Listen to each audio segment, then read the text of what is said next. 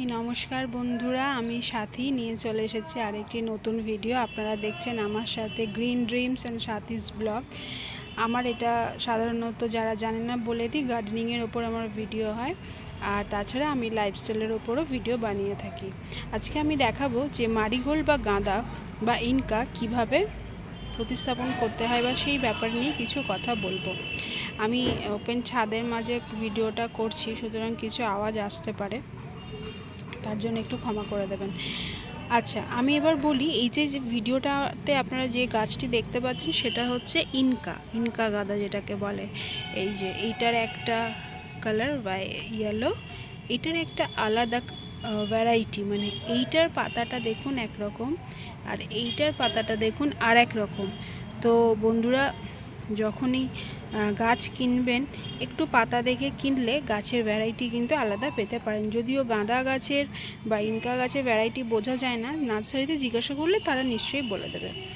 প্রথমে বলি, এটি একটি খুব সহজলভ্য গাছ, যেটা আমাদের পুরো ইন্ডিয়াতে যে কোনো সিজনে যে কোনো জায়গায় হয়। তবে সাধারণত এটা শীতকালীন ফুল হিসাবে আমরা জানি, কিন্তু আপনি যদি ফুলের দোকানে যান দেখবেন 12 মাসেই গাঁদা পাওয়া যায়। কিন্তু সেটা কিন্তু ইনকা গাঁদা বা ড্রাগন গাঁদা নয়, সেটা 12 মাসের একটা ছোট প্রজাতির গাছ হয়, সেই গাছের গাঁদা পাওয়া যায়। তো দেখা যাচ্ছে যে গাঁদা গাছ সহজেই প্রতিস্থাপন করা যায় এবং তাকে বাঁচিয়ে রাখা যায়। কিছু টিপস যদি আপনারা ফলো করে থাকেন তাহলে গাঁদা গাছে কিন্তু এই রকম, আমার যেরকম বড় সাইজের ফুল এসছে, আমি দেখিয়ে দিই হাত দিয়ে, এই যে এই রকম বড় সাইজের ফুল কিন্তু আপনারা পেয়ে যাবেন, এই রকম সাইজের ফুল পেয়ে যাবেন। এবার বলে দিই গাঁদা গাছে বিশেষ কিছু টিপস। এক তো হচ্ছে গাঁদা গাছ লাগানোর সিজনের সময় হচ্ছে সেটা হচ্ছে অক্টোবর মাসে আপনারা যদি যারা চারা তৈরি করে থাকেন, মানে দেশি গাঁদার যদি আমি বলি, দেশি গাঁদার যে এরকম বড় ফুল হয়, সেই ফুলের এই যে সাইডের যে পাপড়ি হয়, সেই পাপড়িগুলো নিতে হয়। মানে ফুলটা যখন একবারে শুকিয়ে যাবে সেই ফুলটাকে রেখে দিতে হয়, এবং সেই শুকনো হয়ে যাওয়ার পর ঠিক বর্ষা ঢোকার আগে বা বর্ষা ঢুকে গেছে সেরকম সময়ে যদি পাতাগুলোকে খুলে সাইডের পাতাগুলোকে, মানে জাস্ট এই গাছটার এই পাতাটা যদি আমি নিই, মানে এই যে দেখাতে পারছি, এই যে এই পাতাটা যদি আমি নিই, তাহলে কিন্তু গাছটার ফুল এরকম বড় বড় হবে। এটা কিন্তু আমি বলছি দেশি গাঁদার ক্ষেত্রে, এটা কিন্তু ইনকা গাঁদার ক্ষেত্রে নয়। ইনকা গাঁদাকে আমাদেরকে নার্সারি থেকেই চারা কিনতে হয়, কারণ ইনকা গাঁদার যে চারা তৈরি করা হয় সেটা একটা পলিনেশনের মাধ্যমে তৈরি করা হয়, এবং সেটা কিন্তু আমরা তৈরি করতে পারবো না, সেটা যারা এক্সপার্ট আছেন তারাই পারবেন। আচ্ছা বলি, এবার গাঁদা গাছ লাগানোর সময় আপনারা চারা যেগুলো বেরিয়ে যাবে, সেগুলো বেরিয়ে যাওয়ার পর মোটামুটি এরকম, আমি এটা দেখিয়ে দিই, 8 ইঞ্চি 10 ইঞ্চি পটে দিলে খুবই ভালো মানে চারাটা হবে। এবার সেটা হচ্ছে 10-12 দিন পর থেকে তাকে ডিএপি খোল জলে আপনি যেমন ভিজিয়ে রেখে দেন সেরকম দেবেন। তবে গাঁদা গাছে যেটা সমস্যা হচ্ছে সেটা হচ্ছে রোগ পোকা আক্রমণ হয়। যেমন আমি দেখাই, এই গাছটিতে পাতাগুলো কিন্তু লাল হয়ে গেছে, ঠিক আছে? এই লাল হয়ে যাওয়ার কারণ হচ্ছে একে পটাশিয়ামের কমি। আরেকটা গাছ আমি দেখাই, এই যে গাছটি, এই গাছটিকে বৃষ্টির জল পাওয়ার পর গাছটি প্রায় খেয়ে নিয়েছে পাতাগুলোকে, যে লেদা পোকা যেগুলো হয় সেগুলো খেয়ে নেয়। তো গাঁদা গাছ আর গোলাপ গাছে প্রচণ্ড পরিমাণে পোকা লাগতে থাকে, এই যে দেখতে পাচ্ছেন। তো গাঁদা গাছের জন্য এটার কি আমরা করব, তার উপায় হচ্ছে আমরা ব্যাবিস্টিন নিয়ে 10 লিটার জলে, মানে 10 লিটার যদি আপনার প্রত্যেকটা গাছে দেওয়ার হয়, আপনি সাধারণত 1 লিটার জলে 1 চামচ ব্যাবিস্টিন নিয়ে বা 1 চিপি ব্যাবিস্টিন নিয়ে গুলে সেটাতে আপনি স্প্রে করতে পারেন। মোটামুটি এটা 3-4 দিন অন্তর যদি আপনি গাছগুলোতে স্প্রে করে থাকেন, তাহলে গাছ কিন্তু সুস্থ সবল থাকবে।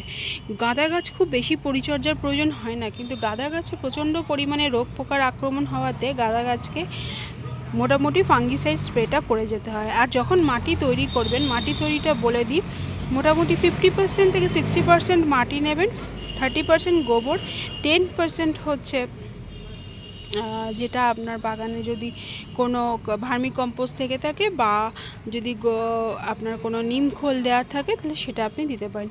1 মুঠো নিম খোল তার সাথে দিতেই হবে, তাহলে আপনার মাটিটা মানে রেডি হয়ে যাবে। আর বালি 10% দিয়ে দেবেন। বালিটা দিয়ে দিলে কি হবে, জলটা ধরে রাখবে না। আমরা জানি যে গাছের গোড়ায় জল জমে থাকলে গাছটা পচিয়ে দেয়।